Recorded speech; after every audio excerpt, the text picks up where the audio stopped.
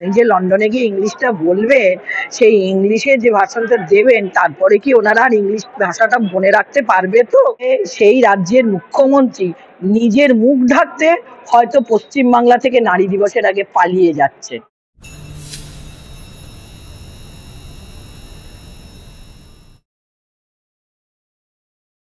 Oxford ইউনিভার্সিটিতে ভাষণ রাখতে মুখ্যমন্ত্রী মমতা বন্দ্যোপাধ্যায় যাচ্ছেন লন্ডন। ওনাকে হয়তো ডেকেছেন। এখন ওই ভ্যাটিকান সিটিতে যেরাম ডেকেছিল সেরাম যদি ডাক উনি পেয়ে থাকেন তাহলে উনি যাবেন। ভ্যাটিকান সিটিতে আমরা দেখেছি পথে পথে গান গেয়ে বেড়াচ্ছে, মঞ্চে উঠে কোনো ভাষণও দেখিনি, কিছুই দেখিনি বা কোনো বক্তব্যও দেখিনি। তো সেই রকম যদি হয়, যেহেতু রাহুল গান্ধী গেছে সেহেতু ওকেও যেতে হবে এরকম একটা। অথচ রাহুল গান্ধীকে বলে শিশু। তা রাহুল গান্ধীর বাবাকে উনি দাদা বলতেন। তা সেক্ষেত্রে ভাইপো গেছে বলে সেই পিসিরও একটু যাওয়ার ইচ্ছা হয়েছে, তা উনি ঘুরে আসবেন। কিন্তু পরিশেষে বলি, তারা কি এরপরে ইংরাজিটা মনে রাখবে?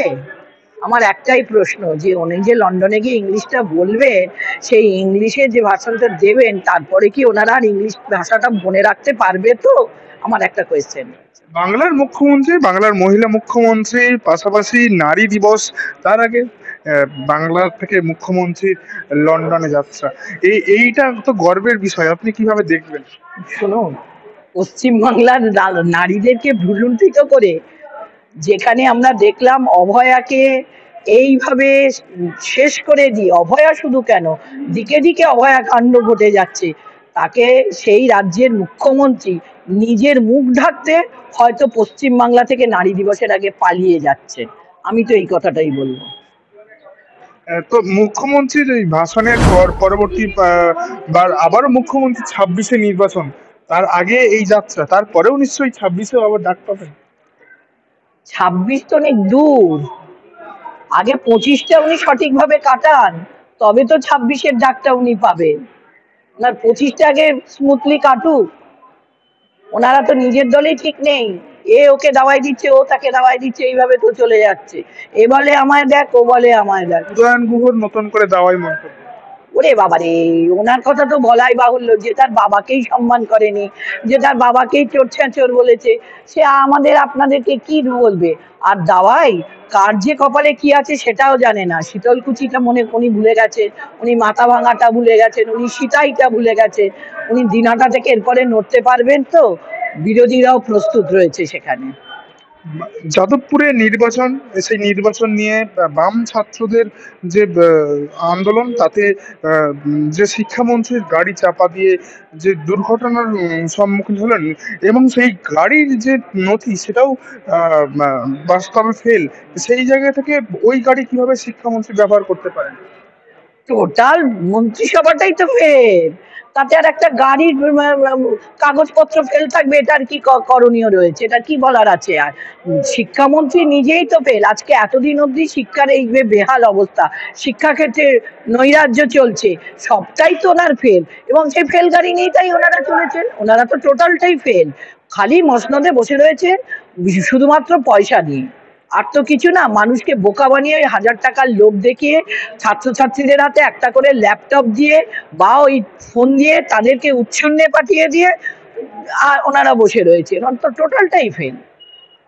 আক্রান্ত ওই ছাত্রের অভিযোগের ভিত্তিতে কোনো রকম ব্যবস্থা নেয়নি প্রশাসন, যার কারণে আবারও রাজ্যের রাজ্যের কলকাতা পুলিশের কাছে হাইকোর্টে মুখ পুড়েছে। কি বলবেন এই বিষয়টাও? শুনুন, আমার তো আমাদের যে সংবিধান অনুযায়ী যেরকম ওই ছেলেটির নামে অতগুলো মামলা হলো, ছেলেটি আহত হলো, তার কাছ থেকে কেন কোনো এফআইআর নেওয়া হলো না? তার মানে এখানে নিশ্চয়ই কিছু গরমিল রয়েছে, ফলে মুখ করেছে। এটা সরকারের নিত্য নৈমিত্তিক ঘটনা, ওদের মুখ করার কারণ ওরা তো মুখ করা হনুমান, ফলে ওদের আর কোনো লজ্জা নেই। এক কান কাটার লজ্জা থাকে, দু কান কাটার কি লজ্জা থাকে? দু কান কাটা রাস্তা দিয়ে ড্যাং ড্যাং করে যেতে পারি, সেই রকমই সরকারের লোকেরা ড্যাং ড্যাং করে চলে যাচ্ছে। আর সরকারি যে উকিলগুলো সেরাও তেমনি হয়েছে, দেখছেন না? আপনাদের ঘাড়ের পড়ে এসে আপনাদেরকেই মারধর করে দিয়ে চলে যাচ্ছে, যে চতুর্থ স্তম্ভ তার গায়ে হাত পড়ে যাচ্ছে। তো এদেরকে কি বলবেন? এরা নির্লজ্জ বেহায়া এগুলো। এই আন্দোলনের উপর এই রকম যে গাড়ি দুর্ঘটনা, শিক্ষামন্ত্রী, তারপর পরবর্তী সময়ে যে বিক্ষোভ আন্দোলন নানান জায়গায় চলেছে, সেই জায়গায় পুলিশি অত্যাচার, যেখানে দেখা গেছে যে মহিলা নেত্রী যারা, তাদেরকে থানায় নিয়ে গিয়ে তাদের নির্মমভাবে অত্যাচার করা হয়েছে, এমনটা অভিযোগ করছে তারা। আরে থানায় কেন, আমরা তো মেদিনীপুরের চোখের সামনে দেখলাম কলেজের ভেতর থেকে মেয়েগুলোকে টেনে নিয়ে, এই সংবাদ মাধ্যমের মাধ্যমে দেখেছি, কলেজের মধ্যে থেকে মেয়েগুলোকে টেনে নিয়ে মারছে পুলিশ। এখানে মানে ছোট জগন্নাথ হয়ে দাঁড়িয়ে আছে, জগন্নাথও চোখ দিয়ে ভরসা করে, ওদের সে ক্ষমতাও নেই।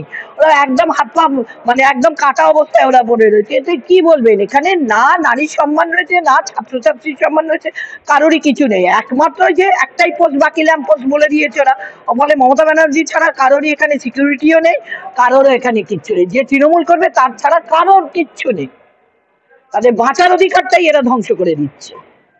সামনেই নারী দিবস।